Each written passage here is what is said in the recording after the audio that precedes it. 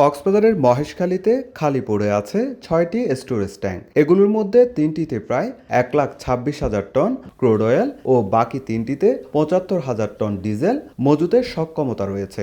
অথচ নির্মাণের ২ বছরও চালু করা যায়নি সিঙ্গেল পয়েন্ট মোরিং বা এসপিএম প্রকল্প।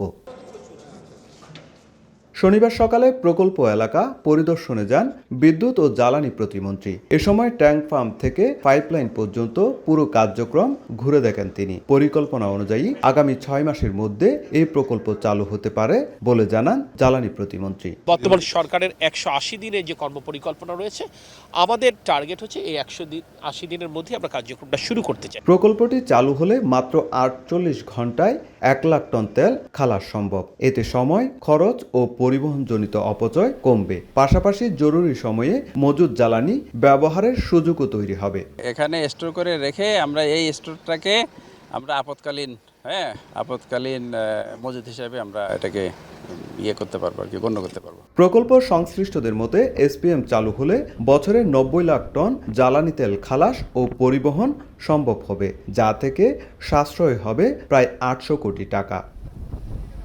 সুজাউদ্দিন রুবেল, সময় সংবাদ, কক্সবাজার।